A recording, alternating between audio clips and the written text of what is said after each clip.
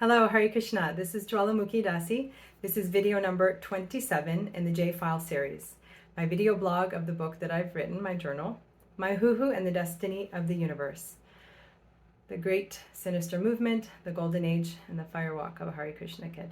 Before I begin, I wanted to thank everybody who has written in comments on the latest interview that I did with a devotee from the UK, Narada Das, on the Hare Krishna project. Thank you very, very much for your encouraging words. Krishna certainly was inspiring my heart with hopefully all the most inspiring things to say, even though the subject matter is pretty hard. Without a great battle, there is no question of a glorious victory. And of course, the most glorious victory is Yuga Dharma Harinam Sankirtan Yagya. So we should not be discouraged when the demons attack. If anything, it's a confirmation that we're on the right path, fighting against the darkest forces to illuminate the whole universe with the incredible mercy and love of Sri Panchatattva. So with that, I will begin video number 27. This was written in September of 2011, 9/23/11. The day before yesterday was another amazing adventure into the depths of my heart. After my quote, whole soul experience, I do not feel so swept away by the rising emotions of memories. I do not need weekly sessions anymore. Kamran Prabhu and I talked for so long. I said we didn't have to do a session, but she said, well, let's just do some balancing. And thus began the ride. A few nights prior to the session, my husband had worked on me for about an hour, silently laying his hands on me, my inner universe spinning, body spitting out physical reactions to the intense emotions. And I just wanted to pause for a minute. When we have stuck emotions in the body, when somebody just lays a gentle hand with healing intent, so much can be released because of that feeling of safety and love that's present. So don't think that if you're not trained in how to do healing work that you can't. Krishna's in the heart, and if the intention is there, that's what it is. That's what energy work is. Healing through our energy of love. At that time, I was aware of a sense of a corpse or death energy. This was the same one we had encountered on the table previously. She had seen him when I came in the door, ready for release. My body did many half sit-ups, contortions, with deep guttural growls, etc. This one was mean, very powerful, and deeply buried. I sometimes feel scared by the way my body is making all those gargoyle sounds and evil laughs and the contortions, the kind of things people pay to go see at the horror movies. I just tried to hold still on the table, to not let them, quote, play with my body, and thus continue to have power over me. She guided me through some affirmations of reclaiming my power, and as this one had hinted at lifting, I said, why should I thank this gargoyle demon for the service that he did? He didn't do anything except harm my life. Of course, entities don't release with this attitude, so I sincerely asked the entity in gratitude to stand aside and show me what he was covering and when he came in. The whole idea here is that we're not in a fight. We are not the victims of anything or anyone in this material world.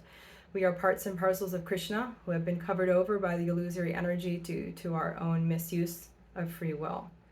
So when we have a dirty house and parasites come in, it's not the parasite's fault. It's our choice that we've maintained a dirty environment for them to feed on. And so when we are releasing entities or doing exorcisms, holding space for others, if you polarize and say, get out, get out, get out, then it just begins a useless fight, because the reality is they were invited. And you can uninvite them by making the habitat inside your consciousness unfavorable for their parasitic, what they do in your body. And that means I'm not a victim, I'm powerful, I'm part and parcel of Krishna, and this rinse and repeat over and over again. I had sensations of my arms being held down at my sides while I was on my back. Beast was straddling my chest and had his penis shoved deep down my throat. He was obviously exhibiting the same energy of the nasty spirit I was trying to release. The intention was, I will control you. You are mine.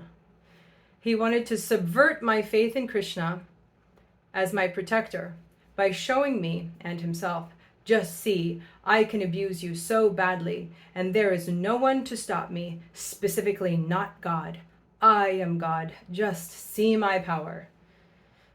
He wanted me to be full of anger and vengeful, because then my spiritual life would be effectively spoiled, which was the whole point of this horrible violation in the first place. Beast wanted me to lose faith in Krishna, faith in Srila Prabhupada, faith in myself, and to blame him and others, either kill myself or leave the Sankirtan movement and be offensive towards it. This way, the whole point of us, second generation, taking birth to perform the will of Lord Sri Krishna Caitanya would have been seriously waylaid or stopped altogether. That was the sinister and sick plan of the dark forces that moved these petty fools or pedophiles. That is what I kept referring to Beast as, a petty fool, petty fool. I saw him in all his anger and power as being the fool. Even while the memory emerged, I knew that I was aware of my dialogue with Krishna while it was happening. Somehow, the understanding between myself and Supersoul was this. I see you here, witnessing. It hurts, but I am yours, and you are mine. And we are connected in this way. I will be fine. He is this petty fool thinking that he can come between us, but that will never happen. That is an impossibility. There was a deep inner reassurance I was aware of at the time this horrible rape and violation was occurring. Mahaprabhu said, did you hear what you said? Petty fool, pedophile, pedophile. Yes, that is what it is. Exactly. I was emotional and repeated a few times. Forgive him. I am not hurt. I am not a victim. He is innocent. I could see myself as the soul by the Lord's grace, and Beast also as a foolish conditioned soul, causing himself so much present and future suffering because of the heinous acts he was committing, thinking he was powerful and oh so clever. The dark entity that came into me at that time was being convinced to leave. Mahaprabhu was telling him of his bright future. She said, so, my dear spirit soul, you have had the great fortune to have Jvalamukhi's association all these years and get the holy name and prasadam. Now you have a choice to make. You can either leave and return to where you came from, or you can take Krishna's holy names and be liberated. But your time in her energy field is over right now. You must go. On the table, I was praying to be separated from him with all my might. Let him be released. By Krishna's grace, it happened. And as the entity lifted, my eyes closed in deep meditation. Mahaprabhu asked, what is happening for you? What is going on? I was in communication with that formerly hugely evil and powerful entity. I opened a window of love from my heart to his. I see the end result of this envy, this lust, behavior like Beastananda's.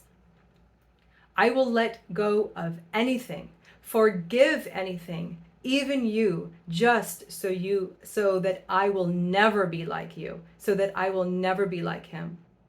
What is there to fight about? We are not enemies. Your purpose is already achieved. You are part of Krishna's energy, his shadow portion, and I accept this. I am chastened. I no longer wish to lord it over anyone or anything in this life or any future lives. I want freedom. I will not be bound by revenge. I will not be bound by revenge. I take full karmic accountability for exactly where I am. I am a servant, just as you are. Your power comes from my master, Sri Krishna. Your boss works for my boss. There is no competition. I release you in gratitude for this lesson learned. Be blessed on your journey up and out. I felt the entity's desire change.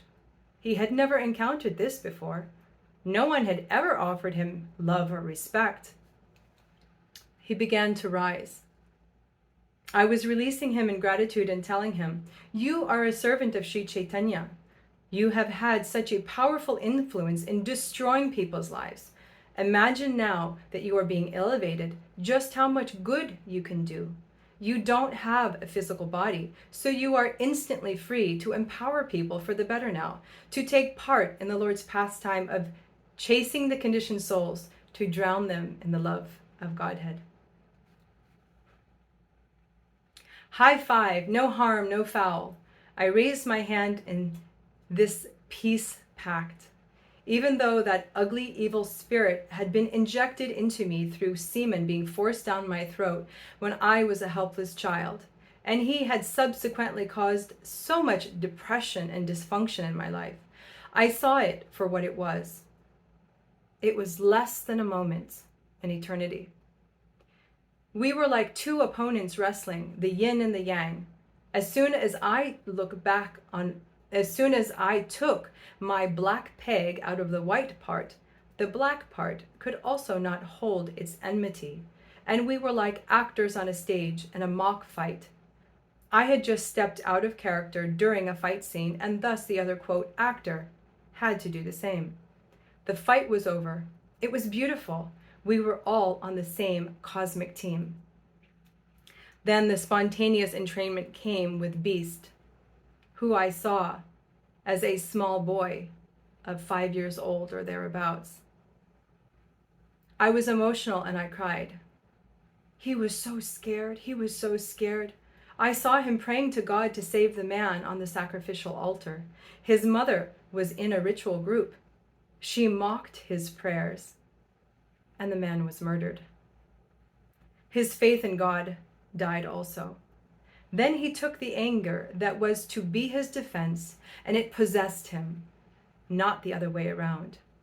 He never trusted or cared for anyone until he met Srila Prabhupada. There was such a feeling of love there he thought he could never have. But then all his beasties got the better of him. They occupied the majority of seats in his black heart. When he was prompted by those around him in positions of power within the Great Sinister Movement, he succeeded in poisoning his spiritual master, Srila Prabhupada.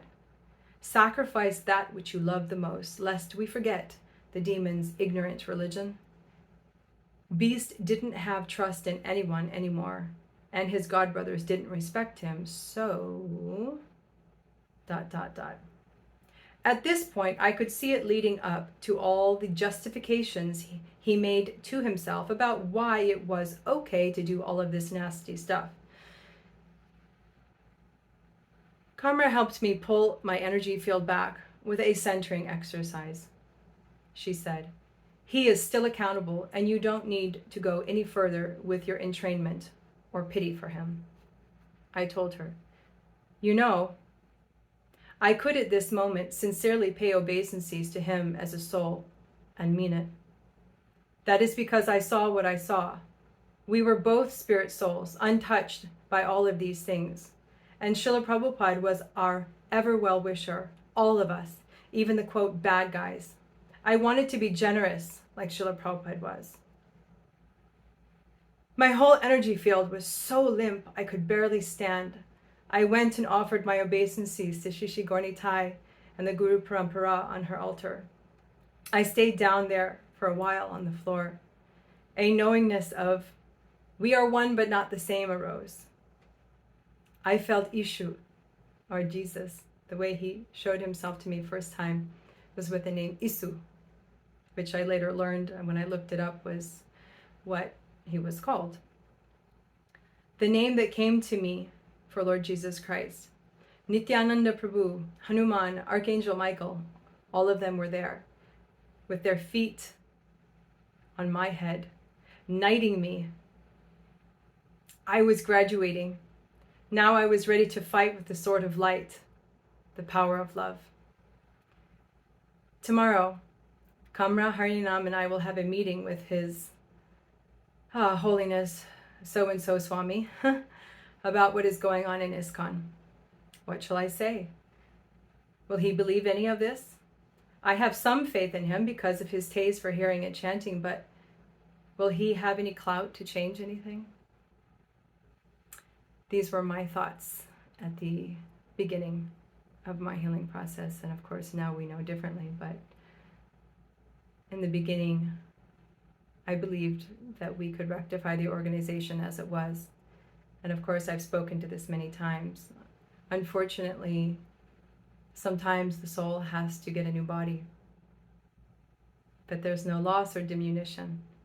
So I invite all sincere followers of His Divine Grace Srila Prabhupada to sincerely take up Krishna consciousness in their own homes, invite people, chant Hare Krishna, read his books, and I certainly encourage all good standing Srila Prabhupada disciples to rise, take responsibility for those who are seeking sincerely to take shelter of Krishna at this time in the world. Thank you so much for your kind attention, and we'll see you in the next video. Hare Krishna.